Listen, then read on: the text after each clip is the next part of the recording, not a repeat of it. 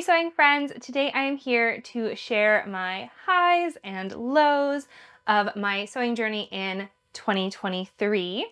So I have picked 12 garments to kind of share some things that I loved, some of my most worn items, some items that did not go very well. So I've been thinking about how I wanted to share a little bit about this, and now we're in like the middle of January.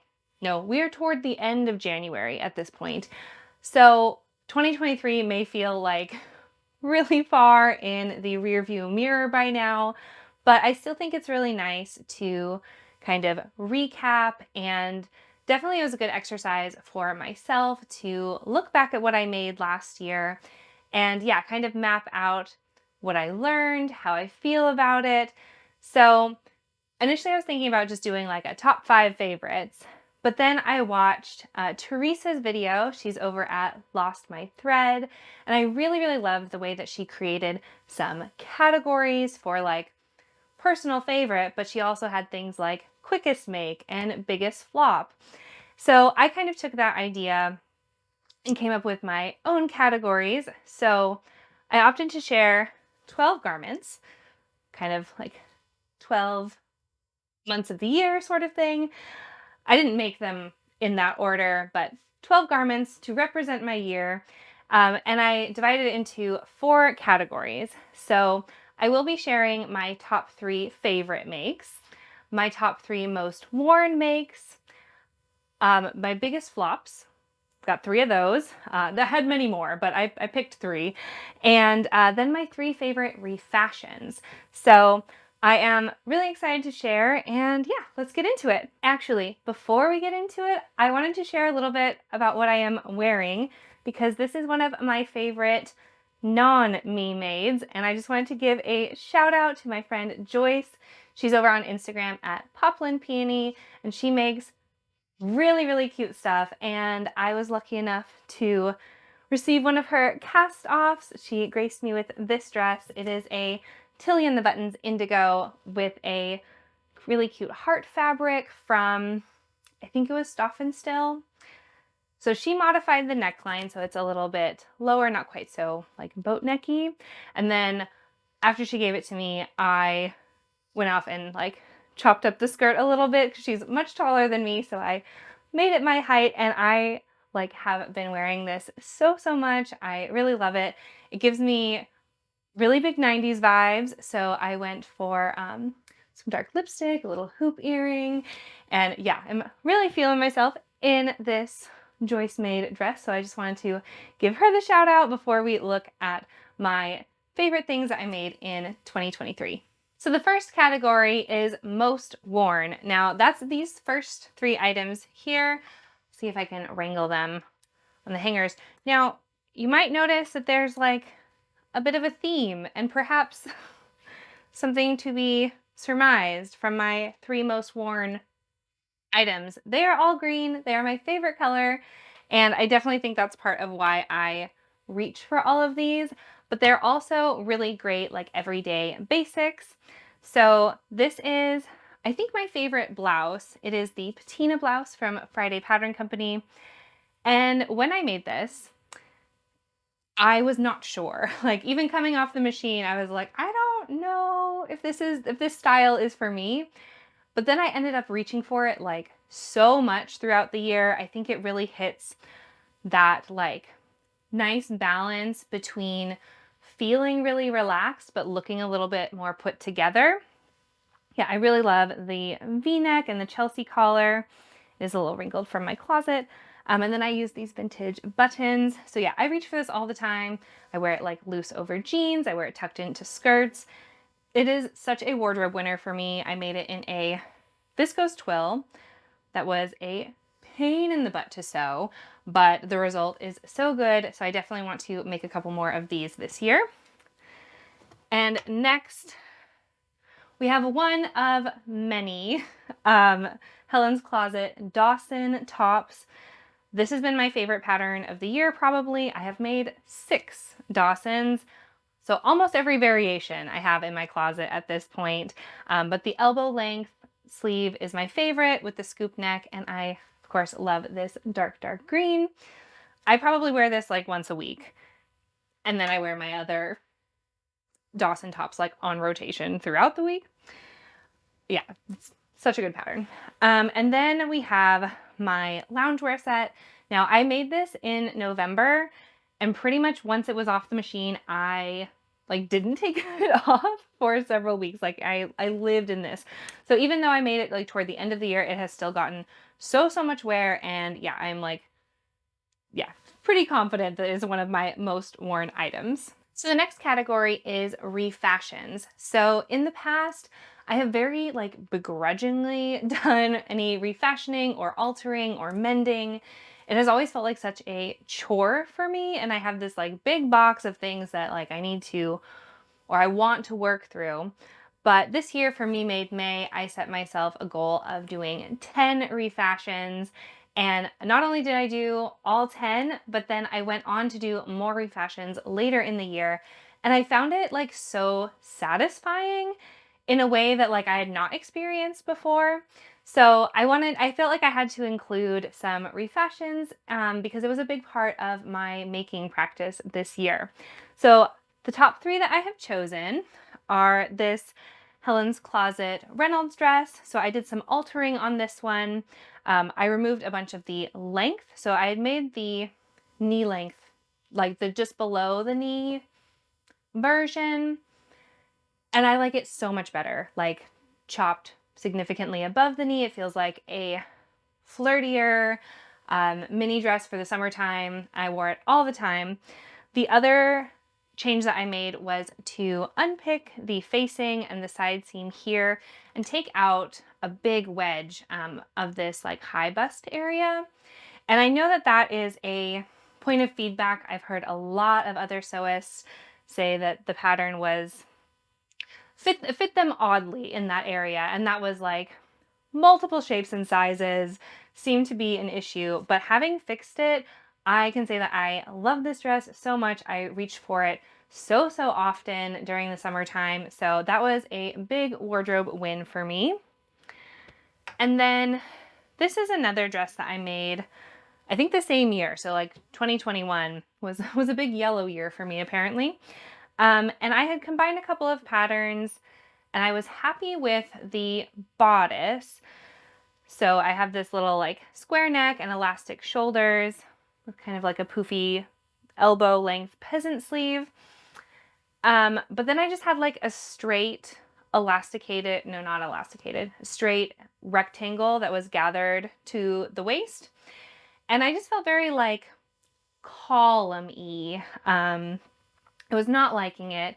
So I ended up using the pattern pieces from the Seamwork Meg to cut out of it a more A-line skirt and then a waistband that I then sheared rather than putting the elastic in.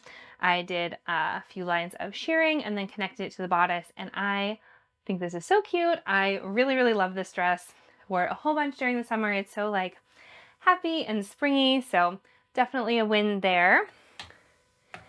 And then this skirt was one of the like first things that I had made in my sewing journey. It was my first time ever working with Viscose, I think. Maybe it was the second. But yeah, I made it really early on in my sewing journey, and I was a much different size. I was significantly smaller. Yeah, for like really sad reasons. I had major postpartum depression at the time, and I was not well. So kind of when I think of this skirt, I do like still think about that time and how it was part of like the beginning of my sewing process. So I had this skirt that I loved the fabric, and so I'd held on to it for a really long time, but it was like nowhere near fitting me anymore. But because it was like an A-line, I just was able to kind of like cut into, rather than like have the waist, I just cut down the hip and then hiked it up. So it's no longer knee length, but I really like how fun and twirly it is. I love the colors and this like faux embroidery print on the viscose. I added little belt loops. So yeah, it is something that I still think about having made it like a really hard time in my life. But now I've turned it into something that I really, really like and can wear with like pride and joy. Okay, it is now time for my top 3 floppiest flop fails of my sewing from 2023. So, first off, I have this Fuller cardigan, and I have so much disdain for this make. I feel like I can't even speak to how good or bad the pattern is. This fabric just really messed with me. That is what I can say. So this is where I learned that not all rib knits are created equal. This rib knit has like no recovery, which I feel like defeats the purpose of a rib knit. Like it just would like stretch and stretch and stretch and then just stay there. So the Fuller has this nice V-neck, and it has a really lovely facing. If I were to put this on, I'm not, because I hate this cardigan so much. I don't even want to put it on. The facing like sticks out like this. It is so obnoxious, and yeah, it's the fabric's fault. It's totally the fabric's fault. And now I know that this is a thing that rib knits can do, and that I will be purchasing any further rib knits in person where I can like test the stretch and recovery, because I have been so scorned. Yeah, the facing, it just kills it for me. I've steamed it, I've understitched it, I washed it in hot water and dried it in the dryer trying to get it to shrink down, and it just won't. I'm surprised, honestly, that I even still have this. Yeah. I had really high hopes for the Fuller cardigan. I was really excited that it was like a raglan sleeve. It had a darted bust. But yeah, this was just total flop. Clearly, I'm still like mad about it. All 3 of these actually are, the problem was more or less the fabric. So next up is this Meg dress that I made in the spring. And I love the Meg pattern from Seamwork. This is my 5th one, I think. I love the pattern. I think it's so great. But I never reach for this dress because I feel like this bright dark green does not match the like peasant vibes of the pattern itself. And yeah, it just like feels really incongruent, and I don't really like how it styles up. So I think what I want to do with it, I feel like I would wear this color a lot as a skirt. So I might just like chop this off and make a little waistband, maybe add a little drawstring to this part here. So this one I think is savable, but yeah, it's just like the wrong vibe. There's nothing wrong with the make itself. It just isn't, it's just not it. So this one is less of a fail and more of a flop. And then this last one is a Helmi blouse, and I want so much to love it, but I made it in a cotton poplin that is just too stiff for what I want from the pattern. So I had gotten a sample. I had even like wanted to check that a poplin wasn't going to be too thick. And when I felt the sample, I was like, yeah, okay, I think that'll work. And then I finished it up and I put it on and I was like, nope, it is too thick. Like I should have listened to myself in the first place. And, but I do love this pattern, and I have recently gotten a viscose crepe, which will definitely work, and a cotton lawn to do another one in. So it is a flop. I learned a lesson. Like, yeah, don't do for my like shape and the softness of like my shoulders and my chest, cotton poplin is just like not a great fabric for blouses for me. And so I kind of knew that before, and this really like cemented that for me. Okay, so last category is favorites. So obviously these are like the ones I'm most excited to talk about. So starting with this dress I wore all the time. I knew this would be a big hit for me because I had made the Seamwork Wallace the year before and wore it all the time until I ripped a giant hole in it.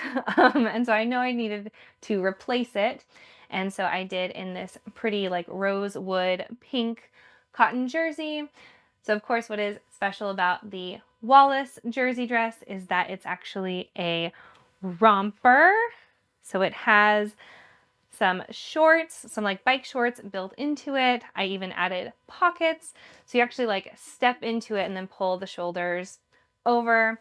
I raised the neckline a little bit because like, yes, you do need to kind of wriggle into it, but it was initially sitting like really, really low on me. So I raised it up to like where it's comfortably low. So I wore this all the time. It is in heavy, heavy summer rotation. Love that one. And then these next two pieces, I'm just kind of counting them as one. It's might be cheating a little bit, but this was my outfit for Pride this year. This year was actually the first year that I got to go to a Pride festival. So I basically went like cosplayed as the gender fluid flag with the green and I was gonna say pink, green and white, and then lavender. So I thought that was really, really fun. This is the Pattern Scout Bridget t-shirt. So it's a square neck with a little like half lining in it. I don't know if I can, I can't really show you very well, but yeah, it's really, really fun to put together. I really enjoyed doing that one. And then the skirt is another refashion from a linen skirt that I had made, I think the year before. And it just turned out too like 50s-esque. The linen just has a lot of body, which I didn't consider very well when I had made the Elsie skirt from Anna Zoe, which is a super cute pattern. But most of the like examples I had seen were in viscose, and then when I did it in a linen, it was just like very, very, very large and felt a bit like poodle skirt to me, which is a cute look, not the look I am like going for myself right now. So I took all the panels apart and then used the Natalie skirt from Forget Me Not. It's like my all-time favorite skirt pattern, and just kind of sketched out from there sort of how I would want it, because I did still want to keep the elasticated waist for like just the easy breeziness of it.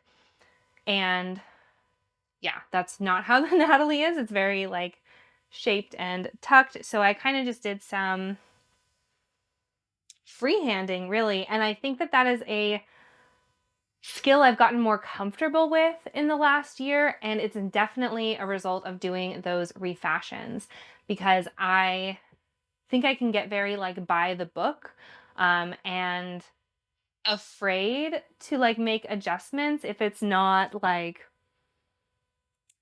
the way you're supposed to like, what the fitting books say or whatever. But doing the alterations and refashions is like, well, let's just kind of see how it goes. And that made me like way more familiar with my body and what like I needed to do to make things fit better, without being tied to like, this is the right way to do it and there is definitely a wrong way, because there's really not. Like, so that's something I'm really proud of this year. That's not necessarily just about this skirt, but like in general. So that is this little skirt, little Elsie Natalie combo. It's my little Pride outfit. So I really loved that one. Again, something I wore quite a lot in the summer. Generally not like my colors. I tend more towards like mustard and like khaki green, rusty red, kind of in that. But I really liked wearing these super clear brights in the summertime as something kind of different for me. So that's that one. And then lastly, my favorite make of the year is this wool gingham Natalie skirt.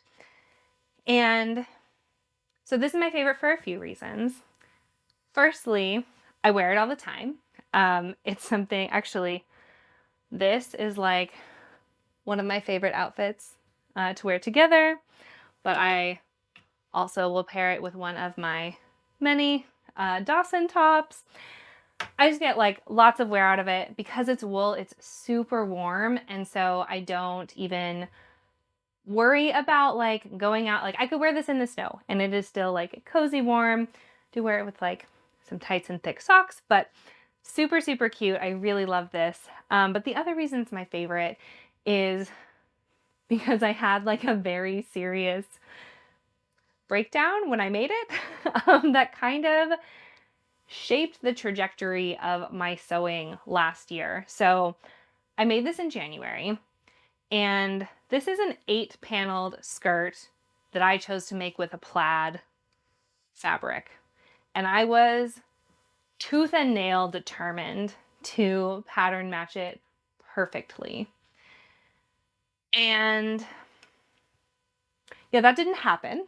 Like I said, I had a bit of a breakdown about it. I had worked super, super hard, like starting with the panels, adding them like all the way around, unpicking each seam like 3 or 4 times. The fabric also is stretchy, so yeah, getting everything to line up was really, really difficult, but I did it, and I was like angry but proud. And then I got to like the very last panel and realized that I had cut it off grain somehow. And so it like, everything else is like totally, totally perfect. And then this one is like, meh. It's not that it's that noticeable. It's not that big of a deal. I know that now, but at the time I was like so upset. And I was so dramatic about it. And then like I put a belt on and I like put a whole outfit together and was like, this is fine. Why am I so stressed out about this? And that was kind of my like come to Jesus moment about how like this was not an isolated incident where my perfectionism like really was undercutting a lot of joy in my sewing practice. And I had to be like, okay, I need to clearly take some steps to remedy this, because this is supposed to be like a hobby. This is supposed to be an energizing, life-giving thing, and I am letting this silly perfectionism like suck all the joy out of it. So I've worked on that a lot this year, and I definitely cannot say that I am like poof cured. I'm certainly not. Those tendencies like still get at me.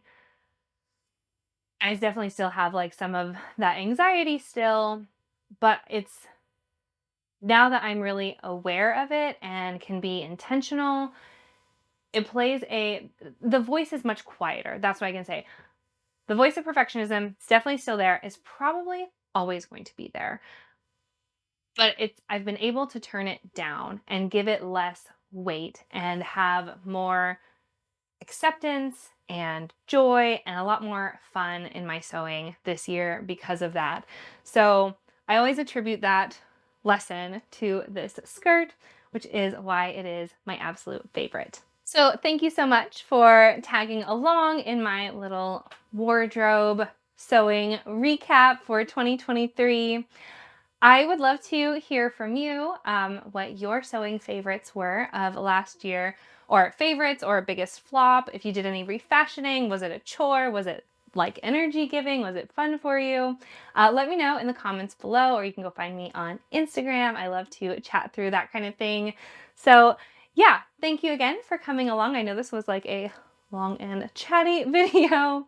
But yeah, until next time, well, happy 2024. May we all have like lots of great sewing and learning moments and creating beautiful things. Until next time, happy making. Bye.